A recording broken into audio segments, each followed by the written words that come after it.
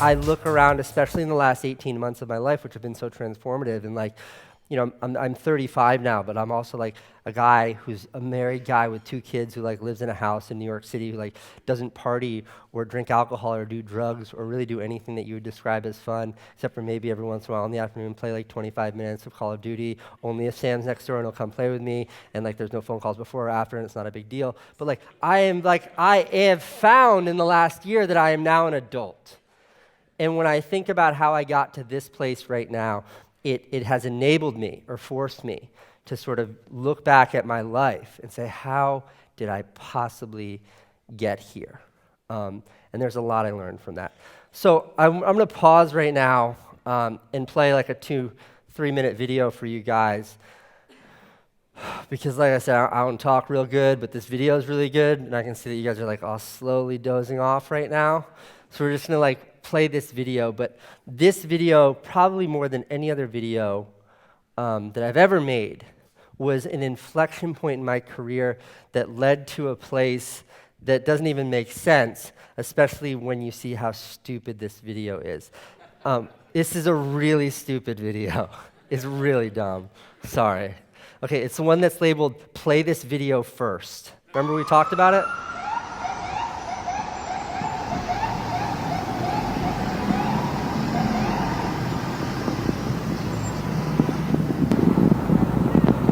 I'm getting a ticket for riding my bike not in the bike lane. Can't believe you're busting my balls. I'm doing the world a favor riding my bike. It's pouring rain out here. You're doing the world a favor. Yeah, look at this. Look at these assholes. Look at this guy. Double park right here in a bus lane. You're not giving him a ticket. Mail it in, guilty, not guilty. Everything you need. What's the fine? You're a bicyclist, so it's anywhere from $10 up to $130, depending on your record. But it's a bicycle summit. It's a bicycle summit just for not riding in a bicycle lane. You know, Lower. The red lights come.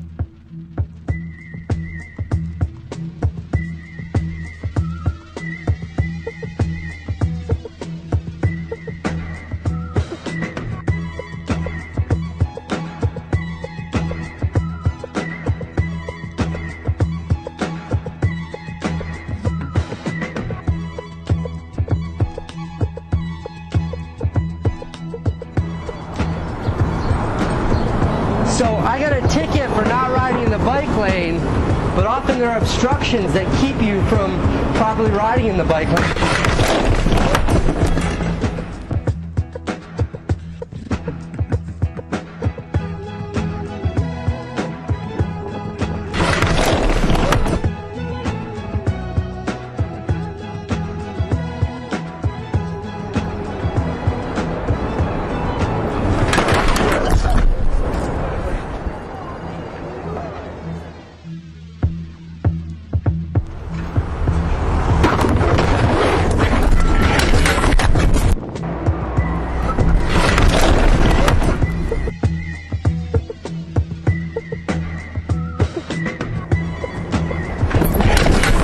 Listen up. As you've been hearing on our show and elsewhere, the police continue to crack down on biking infractions. As the number of bikers explodes throughout the city, ticketing is on the rise. Casey in Manhattan, you got a ticket this month?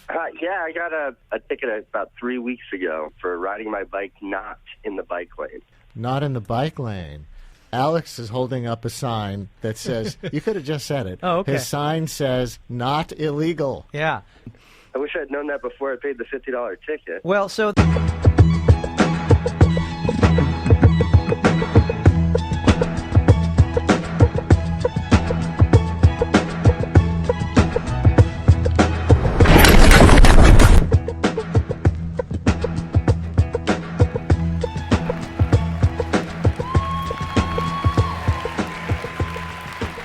By the way, that the cop that's in that video, at least twice a year, I'll be riding my bike, like now, like this literally happened last summer. I'll be like riding my bike or riding my skateboard through the city, and like 6 inches behind my back tire, lights go on, sirens go off, the horn, cars are pulling over, and I'll look behind me and he'll be hanging out of the window and like, "Yo, Casey!" Like I got a bunch of pictures from my wife this summer, and it's her and that cop, you know, like taking self. So we're cool now. Okay, so how you get from A to B. I made that movie at like a kind of a strange place in my career where I had spent a decade working with my big brother Van, and we were fine artists because we didn't know what else to call ourselves, and we went from museums and art galleries to maybe making some TV commercials that were really, really horrible, but they hired us for whatever reason, and their checks always cleared. And then did some more experimental work. And my brother and I, we ran the gambit of what you could do pre-YouTube when you had two guys, two video cameras, and a couple computers that could edit on them. And we took that all the way to HBO. We took that all the way to that guy that I told you, Tom Scott, saying, I love what you do. What could we do together? And I said to him, just give us enough money to survive for a year, and we'll make all this work, and then we'll figure out what to do with it. And that's what we did. And then at the end of that year, we formed and pattied it together into something that looked like a TV show that HBO bought for $2 million. And it was this huge, like, we had made it. And that was in 2008 when HBO bought the show. And then all this, like, bad stuff happened, and the head of programming for HBO left the job, and she bought our show, but they still wanted the show, and then it took 2 years before they put it on air. Within that 2 years, my brother and I made the decision to stop working together. It was all this stuff, but where it left me was in early 2011, realizing I hadn't actually made anything in like 3 years, and I kind of felt like a loser. And I started a YouTube channel called Casey Neistat, not called the Neistat Brothers. It was my channel. I was really insecure about it. And I started putting videos up on that YouTube channel, and I remember summer 2011 was the same time that my HBO show was on. It was like I literally was a guy who had a show on HBO that I wrote, directed, and starred in that was on every week, and I had a YouTube channel with like 30 subscribers. And I was like, man, this sucks. And I was beating myself up about it, and then I got like a bike ticket. I got a ticket for riding my bike. I was really upset. And I went and I shot that movie with my friend, Oscar. Maybe you've seen him in some of the vlogs. And we made that movie for like $40. And I say $40 because the bike broke halfway through. We had to fix the tires, like $40. Shot it on a point and shoot, and we put it on the internet, and it exploded. I mean, exploded. I remember the mayor of New York City at the time, Michael Bloomberg, being asked in a press conference about that video. And I was like, yeah. But the biggest thing that came from that was I got a phone call from an editor at the New York Times, and he was like, we're doing this thing at the New York Times, videos, and they're opinion-focused, and we loved your Bike Lanes movie. And I was like, you got the wrong, this is the guy who made the movie where I crashed my bike into a cop car. You sure you want to talk to me? And he was like, yes, we loved that. Would you make movies like that for us? And the reason why I say inflection point is because I wasn't sure what to do. My brother and I had found what I thought was the absolute apex of success in the HBO show. 3 years went by, sort of sitting on my hands, started putting these little movies up on YouTube. And then all of a sudden, what I always knew as, and I still believe is the most prestigious news outlet in the world, that is the New York Times, wanted me to make videos for them, and they were going to pay me for that. And it was a huge deal. So the reason why I put so much emphasis on this story as the prime example of my career of how do you get from here to how do you get from there is I remember being on the phone with Lindsay, who was like the junior editor at the Times, who would help me. And her and I got to be friends, and we were chit-chatting, and I was like, how do you get a job at the New York Times? And she was like, I went to Harvard, and I majored in journalism. And she's like, and I've committed my life to this, and that's how I got this job as a junior editor at the New York Times. And she was like, how did you get this job at the New York Times? I was like, I crashed my bike into a cop car. So that's why that movie is such a literal representation of getting from somewhere where you are to somewhere you want to be and having no idea what the right trajectory is. Because if you ask me how you get a gig at the New York Times, I would probably respond to you by saying, go to Harvard. But I didn't have that opportunity. So by hustling, by doing the only thing I knew how to do, doors opened for me that I couldn't have otherwise imagined. So with that, following that trajectory, like that kind of video got a lot of attention, a lot of eyeballs, and people were looking at me. And then I started making movies for the New York Times, and those would get a lot of attention by smart people who didn't waste their time on YouTube. Yeah. But would actually see videos on the New York Times, and sort of elevated who I was, what I represented, and what I could do. And along with that came some real opportunities in the advertising space. Now, my career in advertising up till this point was basically directing really terrible TV commercials that none of you have seen. My mantra about the ad world was a line that I stole from the Beastie Boys, where I said, like, the world of advertising is a nice place to visit, but a better place to rob, because it was just an easy way to get paid for me.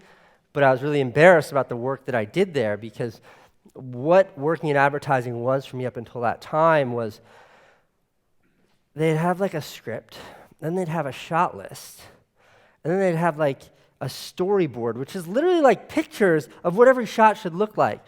And you'd show up on set and you'd be like, I'm here, ready to express myself artistically and creatively. And they're like, cool, here, do this.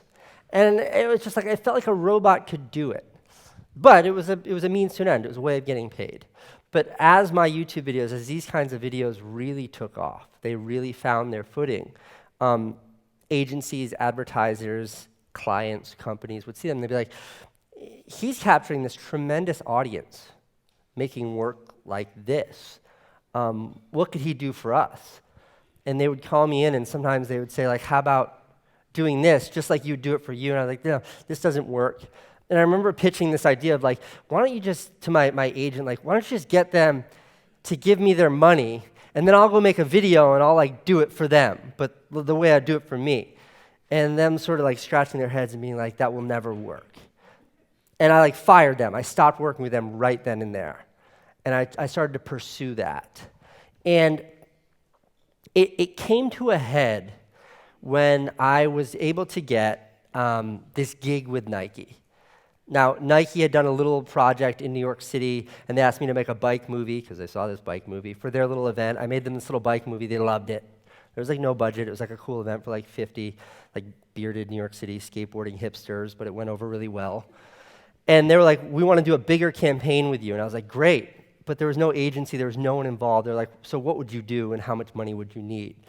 And I was like, yikes. So I gave them some ideas for some videos that they loved. It was to launch one product. And I gave them, I remember they asked me for a budget, and I didn't know how to do a budget. So I literally sent them a single number. That's it. They're like, everybody loves the ideas, we're signed off, let's do it, we want to make all 3 videos, this is perfect. Just let us know the budget. So I just like replied inline email with a number and click send, and they came back like a week later and they're like, yeah, I guess that's fine. I don't know. And so the gig was to make 3 videos.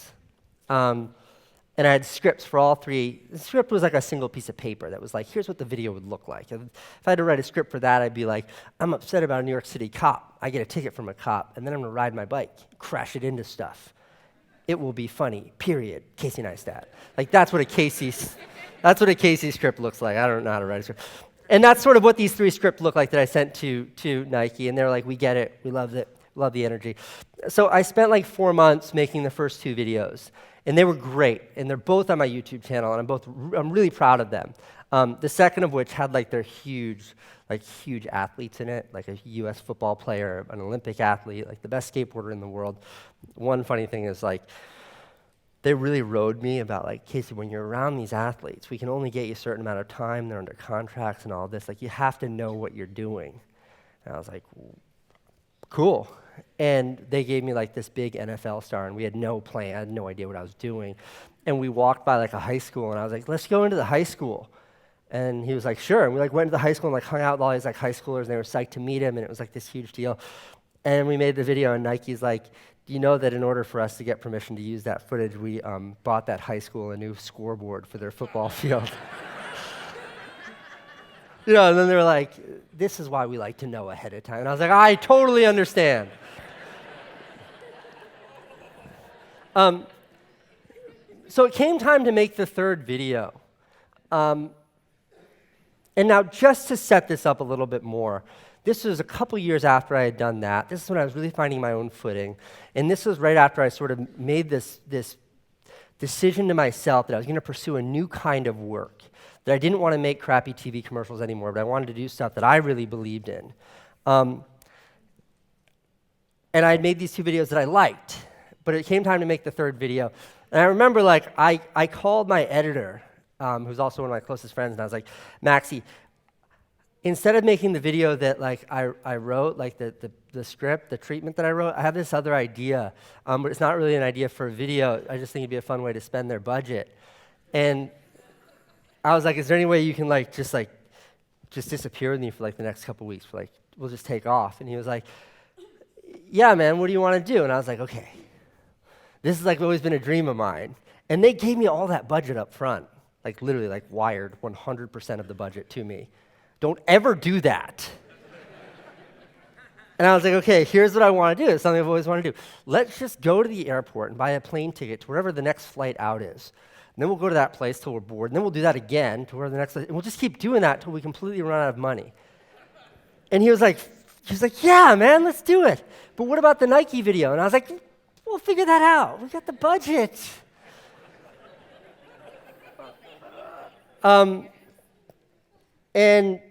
And so that's what we did. And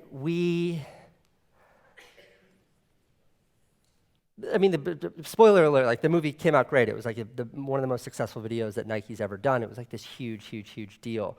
But there was a real moment, and by moment I mean like 3.5 months, where we had come back from what was the most fun, expensive vacation we'd ever had.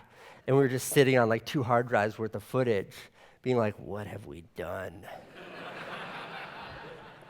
It's like we just have a whole bunch of footage of Maxie and Casey on vacation.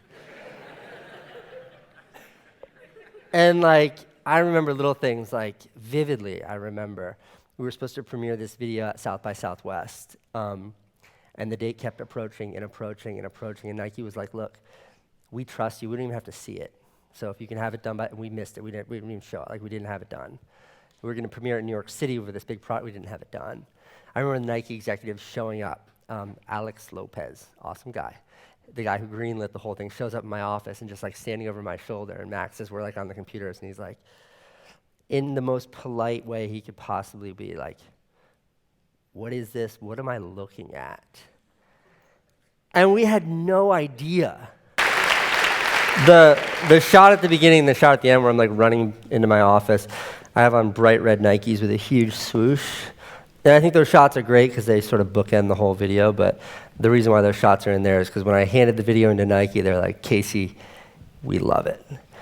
Are you wearing Nikes in this? And I was like, I didn't have any.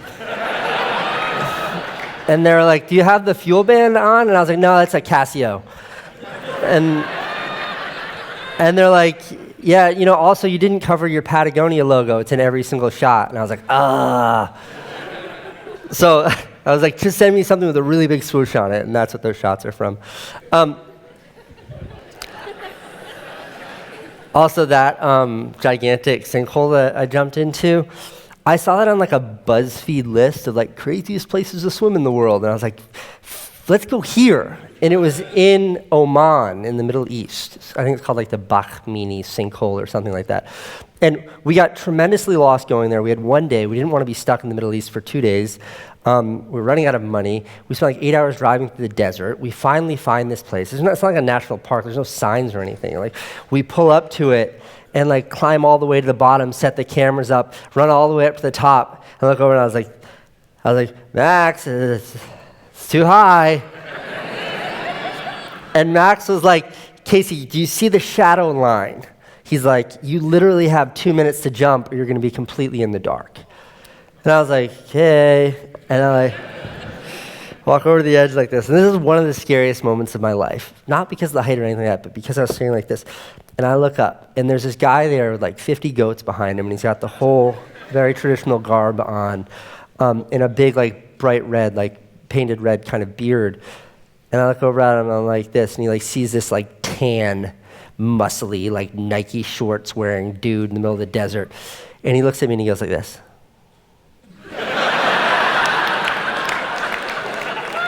And I like, you get that thing where you're like, you get vertigo. I was like, and I step out and I look at him and I was like, and he goes,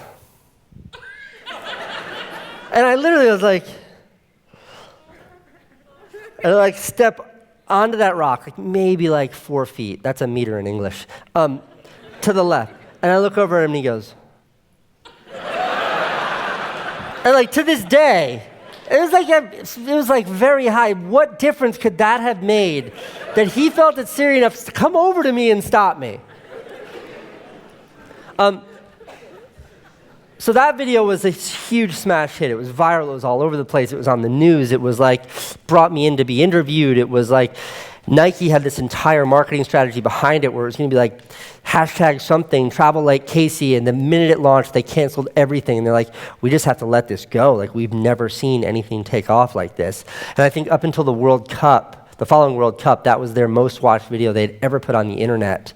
And before I posted, I was like, guys, you mind like me telling the story that like you didn't say this was okay? And they're like, this is why we wanted to work with you, man. And I was like, well, that's why Nike is Nike. But more than that, it was a real sort of validation of what it means to follow sort of your instincts. And that is a very literal, very risky, very dangerous way to do that. And I mean that both metaphorically and literally. But a very risky way to do that. Here I was sort of, I was setting off on my independent career, my own career then. I'd been given the chance of a lifetime to work for the brand of a lifetime, and I literally stole their entire budget to go on vacation. Had I not delivered, they probably would have been like, okay, because the budget was still less than what they spend on snacks on a typical commercial. But even so, it would have meant burning a relationship with the most sought-after brand in the business and squandering an opportunity. But I still felt the need to sort of take it on, and that's what it yielded. And what that did in my career, that was another one of those inflection points, is immediately after that I got calls from everyone, and they all said the same thing, like, hey, do that for us. And that was really fun for a couple of years. Because I'd always say yes, and then go do something different, and the client would be happy, and I was like, this is insane. Like, I'm figuring out how to make money just making my crazy videos. And that's all I did. That was all I did. And I did that for about 2 years, and then I got really, really bored of it. I would make a branded video like that, which would be enough money for like 3 months, and I'd make cool YouTube videos, and then that money would sort of fade. Now, take on another gig, continue that. And it got to a place where I felt like I was no longer exercising my ambition. I felt like I wanted more, and I wasn't getting it. And then somehow, out of the blue, out of nowhere, I get a phone call from a guy named Sepp Kamvar, and Sepp is a professor at MIT. And long story long, they invited me to MIT. They offered me a fellowship at MIT. The fellowship was it was paid for by the Rockefeller Foundation. It was organized by the Sundance Institute, like the Sundance Film Festival, the Sundance Institute, and it was being put on by MIT. Now, those are like three entities that I had to like Wikipedia to understand just how big of a deal they all were. And they had chosen me as the filmmaker that they wanted to hand a fellowship to and bring me to MIT, which of course I took. And from a very uninteresting career perspective, that means putting my entire company, everything on hold, earning no money, like literally going and staying on campus in Cambridge, Massachusetts, and going back, like literally showing up in a classroom, in a lab, like a science lab, every day. And that's what I did. And I remember like explaining that to Candace. It was right after we got married, and she was like, "You want to do what now?" She was like, "You want to go to college, Kate?" And I was like, "Yeah, this feels right." And I remember being there, and it was all postgrads. It was all students that were there that had all already graduated from MIT or an equally prestigious university. And I dropped out of high school in the 10th grade. And I remember like talking to my professor, and as he and I got closer and closer, and I was like, why me?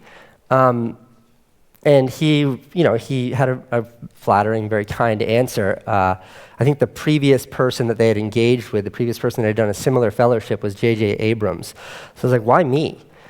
And he gave me that flattering explanation, but then at the end of that, he kind of started laughing as he's like eating his fancy food over lunch, and he was like, Casey, you're the only high school dropout who's also an MIT fellow. Like, well, that's great. And I think that that is also another one of those examples of like, how do you get to be a part of, in any capacity, one of the most prestigious academic institutions in the world? I don't know. I did it by stealing money from Nike and going on vacation. Don't do that. But I'm just trying to really illustrate that the path from A to B is never what you expect it to be. So this brings me to kind of my third act. This act's shorter, don't worry. Before I do that, I want to show you guys something. That's somebody's business card. I'm going to pick it up, but I just want to show you something real quick. Check this out. That's my MIT student ID.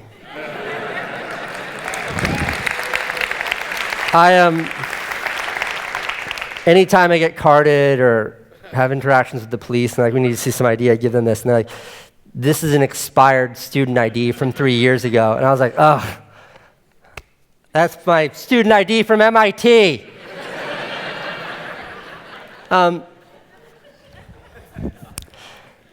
But part of the reason why I went there, beyond the fact that you'd be a total idiot not to, but part of the reason why I did that is because I was exhausted of making these branded spots. I wanted to figure out what was next. Like, this is when I was now in my 30s. I was 32 at the time, and I was like, I need to figure out what this next step is. I know what I want, now it's time to do. And I was like, this time at MIT, not working, not doing what I've always done, will force a reset in my life, in my career, that will map the trajectory for what's next. And what's next is that phase in your life where you're not figuring out, you're doing it. And Candace, my wife, was like, I don't know what the hell you're talking about, but have a great time in Cambridge, Casey. And I went there and I just watched and I looked around, and I'd never been surrounded by so many people that were so much smarter than me.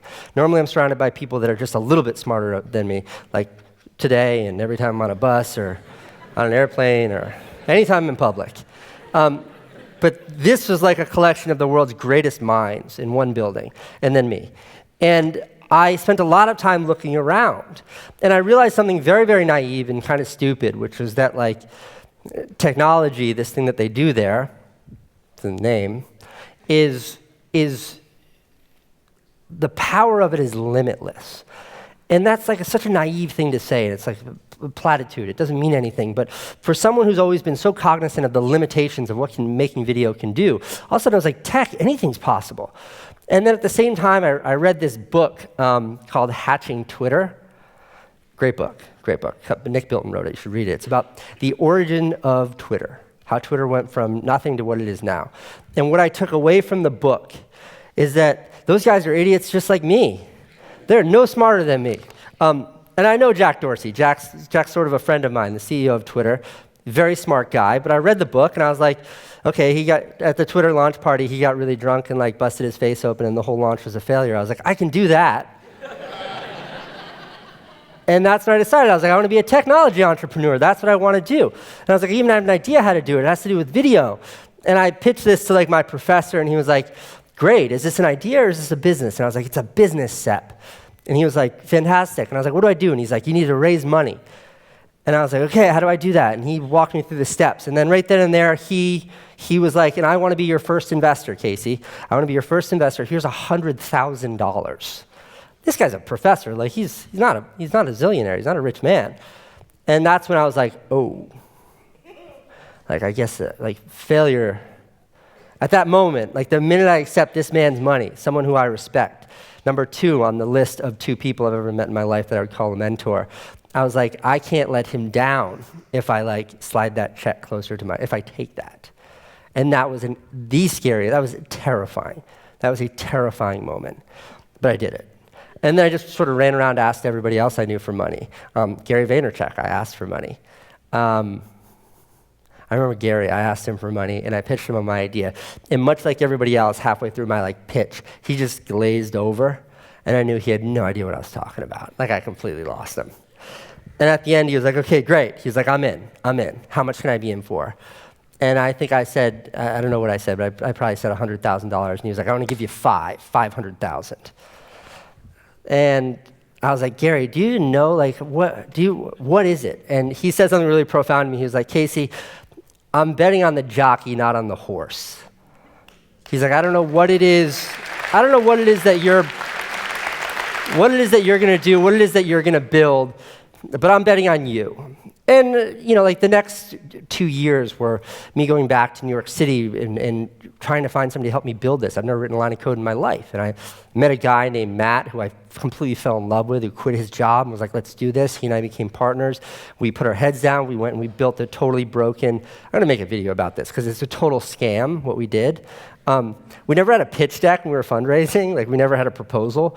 We built an app that was not a real app. It was fake, where it was like, it looked sort of like an app, like a Snapchat or a Twitter or something you've seen, but it was like you touch on one of the cells on it and like a video starts playing, and like it's a really impressive little app. And we preloaded all the videos, and then we we faked the whole thing, but we never told them that it was fake. And we even knew that they would press a certain spot because that's what everybody pressed. It's like when they say pick a card, any card, and they know which card you're gonna pick. We knew what button people were gonna pick, and we put the most sensational video behind. And we just did that. We did it to everybody. And like, we eventually raised like $3 million to build this thing. And we built this crazy app. And before we launched it, 2 months before we launched it, I said to Matt, I was like, Matt, we need like a huge platform to launch this with. And I was like, I made some cool virals, and I'll make a viral video for this, but it's not enough. I was like, I have this idea to make a reality TV show about our startup that will get people excited about what we're doing, and then they'll download the app, and that's how we'll do this. And then like 15 minutes into making that, I was like, God, it's really boring in this office all day, every day. So I turned the camera on myself, and that was sort of how the vlog was born, a daily show that was about me. And I was able to lean into my company and wild success, the launch of Beam, of my company, one of the most successful app launches of the year. And there was ups and downs of the company over the next couple years, but I would say as the realization that our app that I had at that point taken almost $4 million from other people's money, OPM, it's a good one to know. I'm down with OPM. That this app was not going to succeed. Like, this app, like, we were getting our butts handed to us by Snapchat. Like, we're not going to win this game. But at the same time, the vlog was taking off in a way that I could never have imagined. And I was like, okay, what is the link between me making videos on YouTube and us having a failed piece of software? Like, what do we do here? And I had no idea. But again, like, how do you become a successful technology entrepreneur? I don't know. I mean, I bet if you were to go to school, they'd give you some trajectory. But for me, the recipe was by making more stupid YouTube videos. And I remember, as we were in the final throes of trying to sell Beam, like figuring out a way out, I met with the CEO of CNN. And he sort of said, he was like, we had this great conversation, and he was like, we didn't meet about Beam, we were meeting about other stuff. And he was like, what can I do to get you to come work for CNN? And I was like, nothing. I was like, I don't want to be on TV. And he was like, okay. And then I was like walking out the door, and I was like, you know what, your technology sucks. I was like, and I mean that, like a CNN's app, it's okay, it's getting there. But I was like, what you don't have is a startup mentality here. What you don't have is a young, fresh set of eyes focused on technology. I was like, that's what this company is missing. And he lit up, and he was like, okay. And then this big conversation took place, and I started meeting with all of his counterparts. And they absolutely loved what we had built. And our product didn't succeed, but what we did was we demonstrated an understanding in a space that is the most mysterious, video and mobile, no one knows that, but we did something that people really liked. And just because we lost the fight didn't mean we lost the war. Like, we had built incredible technology, and they loved it. And they fell in love with it, and they're like, we want to do more. Like, we want to work with your entire team. What can we do here? And at the end of that story is CNN buying Beam for $25 million. And they didn't buy the app. Like, we shut the app down. Like, the app's dead. They didn't buy the app, but what they bought was this vision that we had as a company. And they believed in that vision so much that, we don't work out of CNN, we stay in our offices, we don't answer to CNN. They just want us to do what we've been doing, and they want us to operate how we've been operating, and they're giving us these kinds of freedoms to continue what we did, because we tried once and it didn't succeed. That doesn't mean we failed at all. It's like, how many of you guys remember Odeo? Do you guys love Odeo, that website? Crickets. Odeo was a failed podcasting website. But after it failed, then they built another website. That was called Twitter. And then there's like Bourbon. Did you guys download Bourbon? Probably not, because it didn't go very far. But after Bourbon failed, they turned it into Instagram. And that is what CNN bet on. It's like, okay, you tried something, it didn't work, but you showed us something. We saw something there that was amazing. And we've seen what you've been able to do in media. What do you want to do next? And I said, here's what I want to do next. And they said, okay. And they bought the company, and they sort of rolled out the CNN red carpet for us to do that. And that's where we are now. So when I sort of say as an adult that I'm able to stand here and look back, that's what I see. But when I look to what's next, I see like more opportunity and more possibility than I've ever seen before in my career. And the comfort that I take in looking back at what brought me to this position of success, it was the fact that I never had an idea what I was doing. And now, instead of being scared of that, I embrace that. I hold it as close to me as I possibly can. And that is what we're taking on this new mission, on this new thing that we have. All of CNN's resources, all of their energy, we have all of their access, we have everything we need in the world to make something great. All we have to do is do it. And when the CEO of CNN or anybody else says, okay, great, how do you do that? My answer is always the same, which is like, I don't know. But I have no doubt that we will find that path. Okay, I think that's it, guys. Thank you. Yes. I was 14 minutes over? Yes, and that's okay though, because we love you, right? Yes. But because we do have to be sensitive to the time, we can either go for a break or we can have Casey answer a couple questions. What do you guys want? Okay, so if anyone does need to get something to eat, a drink, or go to the bathroom, just excuse yourself quietly. Everything is still available for you back there. We figured you'd probably want Casey to answer a few things. You need one of those big hooks, with a Pull long you off. stick No. that you put around my... People would stay here all night, I'm sure, to hear you talk. Okay, so you had your hand up very early, yes. Hi, Casey. How are you? I'm right over here. You looking? To Casey. the left. Hey. My name's Michelle, and thank you for everything you've done. I'm a vlogger because of you. You pioneered the industry. You changed advertising, and thank you. I was in television. I was one of those people, and because of you, I go to people, and now they do what Nike did to you. Here's your money. Go do what you need to do. So thank you. My question is, thank you. Huge. It's because of what you did. You made that medium successful, and you showed people that it's content driven. And so I have two questions for you. One of which is you are. Wait, hold on. What's your channel called? Michelle Ferrari. Oh, thank you. Thanks, Casey. Michelle Ferrari. Two questions. You are a skilled. You're amazing at production value. You do great things. The balance between content versus quality, this is just as valuable if you're saying the right thing. Where do you see that going in terms of television, and what's your projection for that? One, when it comes to technology and production, which I appreciate the compliment, but didn't I preface this whole talk by saying my entire video for today is out of focus? I never know what I'm doing with production, and I think when it comes to technology as a whole and video production, it's a race to the bottom. My cell phone, that cell phone in your hand, they shoot 4K video that's incredible. And what most people don't know is literally half of my vlog was shot on a cell phone. Half of every episode was shot on a cell phone. People don't know, people don't care. The race to the bottom means the technology, the hardware itself, this stupid stuff. I like it because I like tech and I'm a nerd, but it's just going to disappear. And it's going to be understood that everything's going to look great. So it's we all get the same tool. And what can you do with it?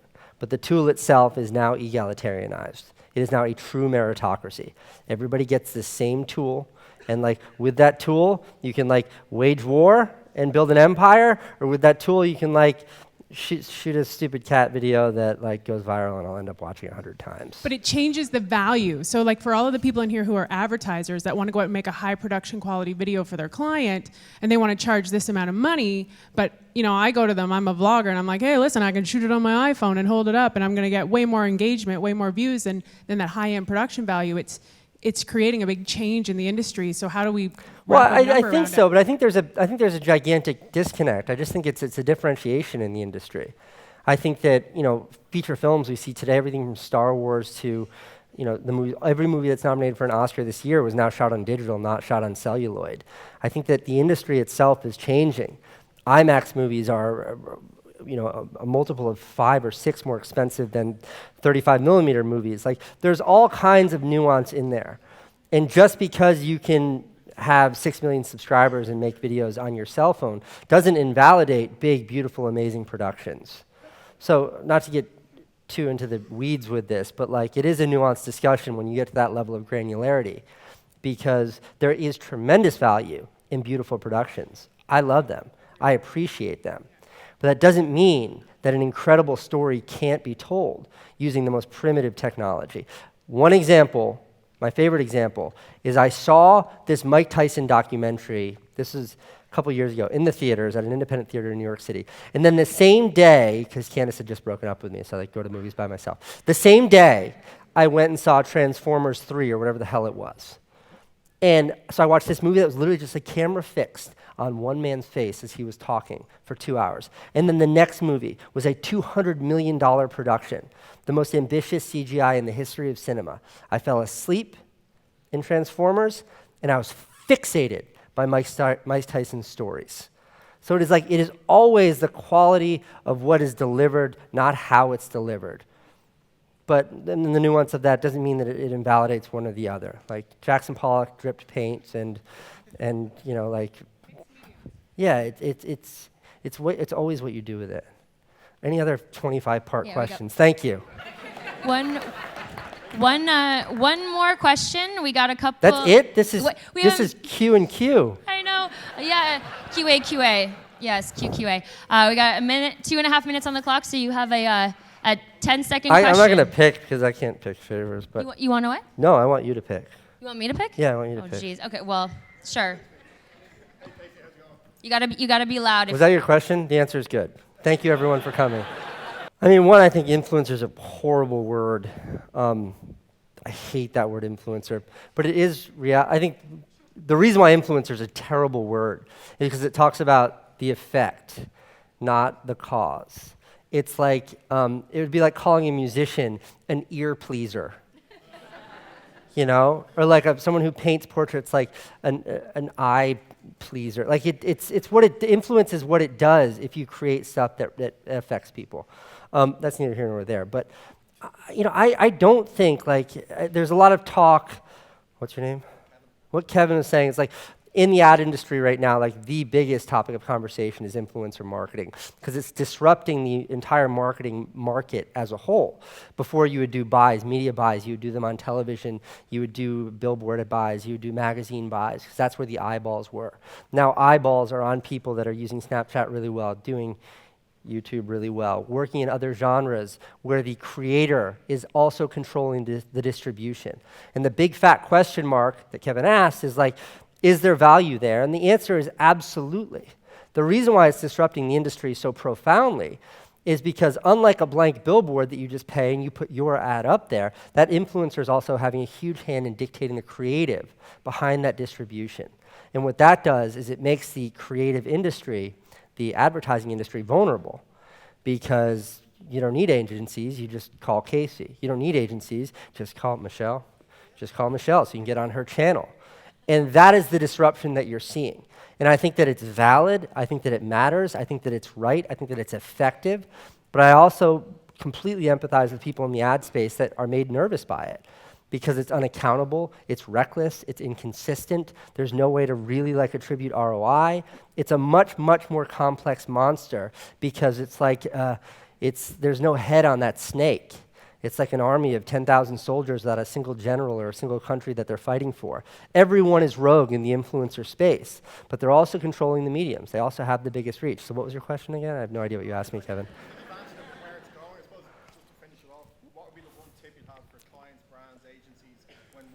Oh, easy question. So the question was like, what's the one tip for people, clients, brands, agencies that are considering working with influencer marketers?